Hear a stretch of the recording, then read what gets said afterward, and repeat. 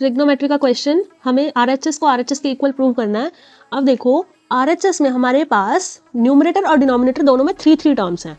अब इसको सॉल्व करने के लिए हम क्या करते हैं, हम डिनोमिनेटर वाले को दो टर्म्स में स्प्लिट कर देते हैं। इसको हम मान लेते हैं कोस ए प्लस साइन ए को एक टर्म और दूसरी टर्म ले लेते हैं हम 1 है, ठीक है। तो अब इसको रेशनलाइज करेंगे तो न्यूमरेटर तो एज इट इज आएगा, डिनोमिनेटर भी एज इट इज आएगा। रेशनलाइज करने में हमें मल्टीप्लाई और डिवाइड करना था सेम नंबर से।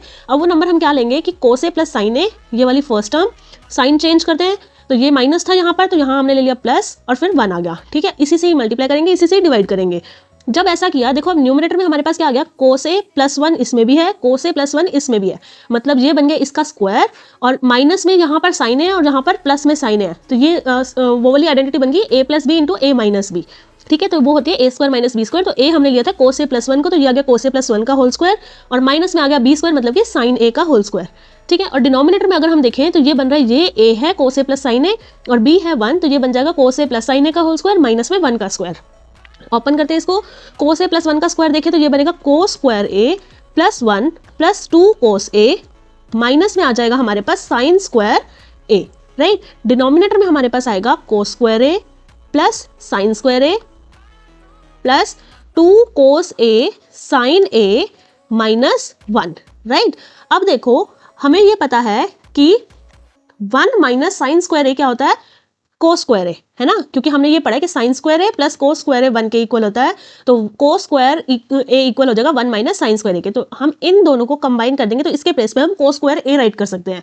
तो यहाँ से हमारे पास क्या आ गया, एक कोस स्क्वायर ए हमारे पास ऑलरेडी था, दूसरे वाला हमारा 1 माइनस साइन स्क्वायर ए को राइट करके बनेगा कोस स्क्वायर ए, और थर्ड टर्म हमारे पास जो बची वो है 2 कोस ए, तो वो हम एज इट इज राइट करते हैं, ये आ गया 2 कोस ए, ठीक है। डिनोमिनेटर में अगर हम देखें तो डिनोमिनेटर में हमारे पास है कोस स्क्वायर ए प्लस साइन स्क्वायर ए, हमें पता है ये होता है 1, ठीक है। तो यहाँ पर हमने राइट किया 1, प्लस में हमारे पास है 2 कोस ए साइन ए और माइनस में है 1, तो 1 से 1 तो कैंसिल हो जाएगा और न्यूमरेटर में हमारे पास आएगा 2 कोस स्क्वायर ए प्लस 2 कोस ए, डिनोमिनेटर में आ गया 2 कोस ए साइन ए, राइट। जब ऐसा होगा दोनों को हम अलग अलग दे देंगे डिनोमिनेटर, तो ये बन जाएगा 2 कोस स्क्वायर ए बाय 2 कोस ए साइन ए, और दूसरी टर्म बन जाएगी प्लस 2 कोस ए बाय 2 कोस ए साइन ए, राइट। अब यहां से देखिए एक कोस से कोस कैंसिल हो गया, 2 से 2 कैंसिल हो गया, तो ये बच गया कोस ए बाय साइन ए, मतलब कि हम यहाँ राइट कर देंगे कोस ए बाय साइन ए। नेक्स्ट में देखिए 2 से 2 कैंसिल हो गया, कोस ए से कोस ए कैंसिल हो गया, तो प्लस में आ गया 1 बाय साइन ए, ठीक है। अब हमें पता है कोस ए बाय साइन ए होता है कॉट ए और प्लस में 1 बाय साइन ए होता है कोसिकेंट ए, ठीक है। अब आप क्वेश्चन देखो, हमें आरएचएस में यही तो गिवन था, cosecant A plus cot A, यही तो हमारे पास आ गया, तो ये क्या है हमारी आरएचएस।